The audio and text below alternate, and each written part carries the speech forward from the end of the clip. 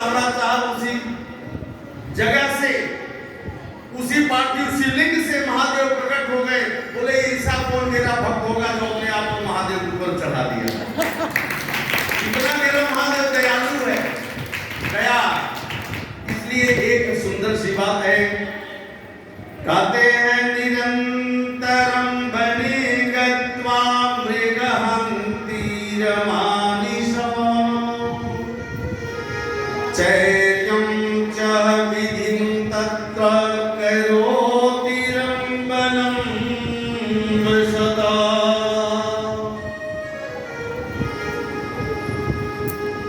एक गुरुदूह नाम का बहेलिया था, उसके घर में खूब सुंदर एक कथा है, इसके बाद कथा विराम होने जा रही है।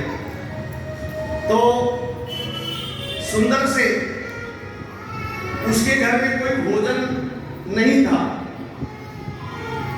तो आज वह मृग बनिया वन में जाकर सोचा कि मैं कोई मृग मार कर ले आऊंगा और घर में आएगा तो भोजन पका करके बच्चे खा लेंगे। यहाँ क्या हुआ, चौरयाम च विधं तत्र करोतु रमावने। अब ये दिन भर पहेलिया सरोवर के निकट खड़े होकर जंगल के पास खड़ा था और बाण चढ़ाया हुआ था कि कोई भी मृगा आएगी और मैं उसे अपना शिकार बना दूंगा। लेकिन दिन बीत गया, सुबह से शाम हो गई, कोई मृगी नहीं है। अब वो चिंतित हो गया, अगर मैं खाली हाथ घर जाता हूं तो उधर बच्चे तरफ रहे, तो कोई शिकार चाहिए मुझे। अब उस क्या काम किया कि सामने अंधकार था, एक वृक्ष था। वह बहेलिया सोचा कि मैं अब कहीं नहीं जाऊंगा, इसी वृक्ष पे चढ़ जाऊंगा। अब कोई भी बहेलिया, कोई भी हिरण जल पीने आएगी, मैं उसे शिकार करूंगा। अब वो बहेलिया कंधे पर झोला रखा था और उसमें जल रखा था, पानी। सोचा मुझे प्यास लगेगी तो हम अपना जल पी लेंगे। वृक्ष पर चढ़ गया और चढ़ करके क्या देखा, किरात हिमृतयो जलयस्य ततां पीवै। वो एक शाम के वेला में, रात्रि वेला में एक मृगी आई जल पीने के लिए, और जैसे जल पीने के लिए आई तब तक उसका नेत्र उस शिकारी पर पहुंच गया, मृगी पर। वह आकर कहती है कि देखिए आप हमें मत मारिए, हमें मत मारिए। क्यों? बोले आप हमें इसलिए मत मारिए कि मैं मेरा पति बीमार है, मैं उसके लिए जल लेने के लिए आई हूं। मैं अपने पति को जल पिला लूंगी और पिला करके मैं वचन देती हूं मैं वापस आऊंगी।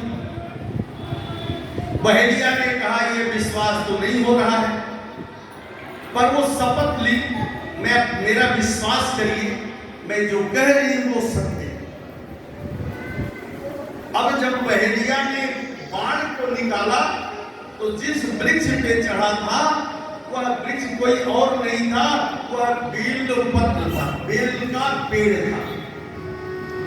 और जो पोटली में जल रखा था, तो जैसे झुका वो पानी नीचे गिर गया। अब नीचे गिर गया, तो जब नीचे गिर गया तो बेलपत्र चढ़ गया और जल भी नीचे गिर गया। उस वृक्ष के नीचे शिवलिंग था महादेव का। अनजान में या जाने में जैसे भी, इसकी कथा बड़ी सुंदर है, जैसे झुका जल नीचे गिर गया, महादेव के ऊपर बेलपत्र चढ़ गया और जल भी चढ़ गया। एक प्रहर बीत गया। अब दूसरे प्रहर में फिर एक मुर्गी आई जल लेने के लिए, और जब वो अपना तम निकाला बाण को तो फिर झुका, फिर जल नीचे गिर गया और बेल का पत्ता नीचे महादेव पर चढ़ गया। मृगी को मारना चाहा, मृगी ने कहा रुक जाइए, मम पुत्रस्य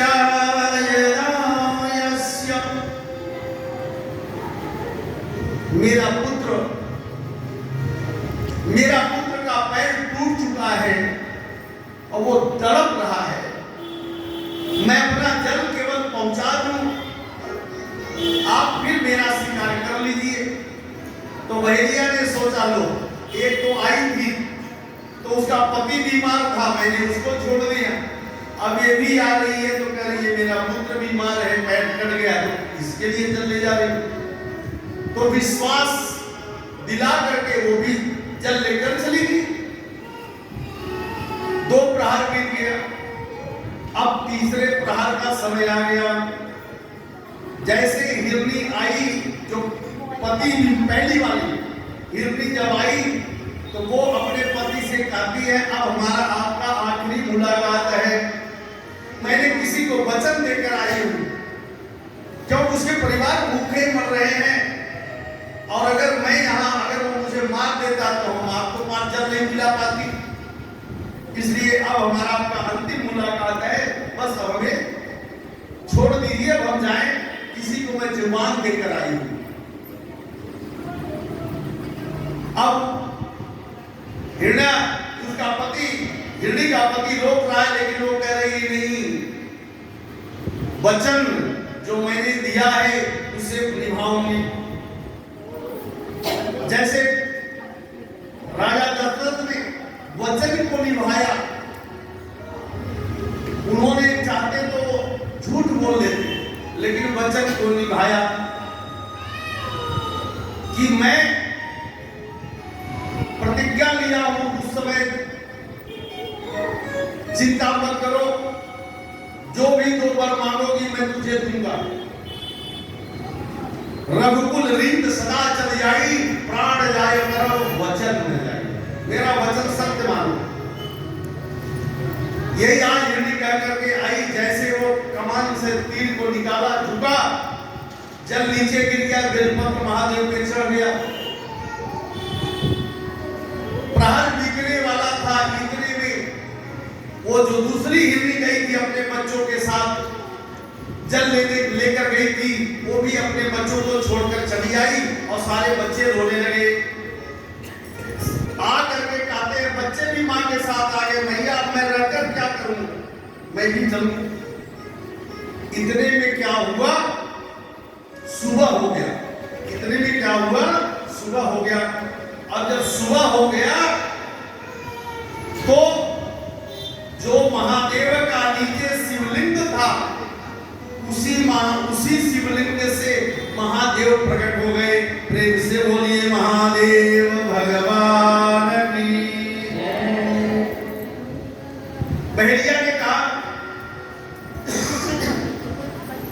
इतने में मृगी ने कहा मुझे मारो महादेव ने। जब प्रकट हो गए तो वो कह रहा है, शिव शक्ति व्रतम दिव्यम भक्ति मुक्ति प्रदम सदा। अनजान में हमने महादेव का पूजन किया, लेकिन जीव का हत्या करके जो खाता है वो घोर नरक में जाता है, इसमें कोई संशय नहीं है। और जो बनाता है उसका तो मानो पूछे नहीं, कहे रौरो नरक में जाकर पड़ जाता है। रक्त और पीत वह खाता रहता है, उसका मुख नीचे पड़ा है, बचाने वाला कोई नहीं है। इसलिए बहेलिया ने हाथ जोड़कर मृगी ने कहा मुझे मार दो, मेरा ले चलो अपने परिवार का भोजन करवा दो। बहेलिया ने कहा नहीं, अब नहीं हो सकता। क्यों? क्योंकि अब गुरु की कृपा हो गई और महादेव की कृपा हो गया, मुझे ज्ञान आ गया, और जब ज्ञान आ गया तो अब जीव का हत्या करना महान पाप है। अब मैं हत्या नहीं कर सकता और भगवान शिवरात्रि आ गई, यही शिवरात्रि है जो 26 तारीख की है।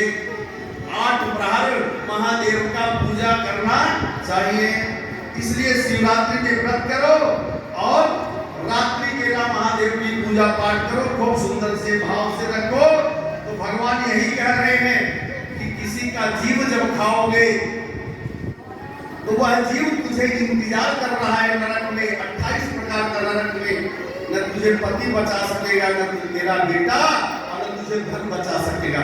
अरे बचाना वाला तो महादेव है, इसलिए अरे राम ही राम हो बदन कर जीविया हो, राम ही राम बदन कर जीविया हो।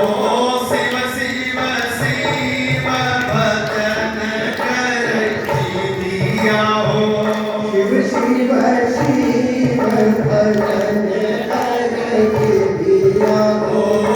राम ही राम बदन कर जीविया हो, राम ही राम बदन कर जीविया हो। क्योंकि 28 प्रकार के नरक में जब जीव पड़ता है तो कहते हैं जो रुद्राक्ष पहन करके मांस का सेवन करता है वो महानरक में जाता है। नरको हरे यदा यस्य भगवान च अंबिके। ये रुद्राक्ष का धारण महादेव के है, प्रसाद है, ये स्वयं महादेव है, उनके अश्रु से निकला हुआ ये है? और आप लोग मांस खा करके सोचते हैं मांस खा लेंगे तो रुद्राक्ष छूट है। अरे नरक में पड़ोगे, ये शिव पुराण कथा कर रही है, देख लो। शिव निंदा गुरु निंदा शिवया वंश दूषणम देव्या हरे यस्याम तस्यं च नाशनम न फलम न शुभम न फल योगानि योगदा न योगस्यैव शैव वैकुंठम कैलासे। जब तुम वैकुंठ जाओगे न कैलाश जाओगे, बोले तब बोले यमराज के पास जाओगे और कूड़ा बरसाएगा और नरक में ही तुम्हारा शरीर पड़ा रहेगा। 84 लाख योनि में भटकते रहोगे, किसी का गर्भ में जाओगे, गर्भ में रहोगे, गर्भ में नष्ट हो जाएगा।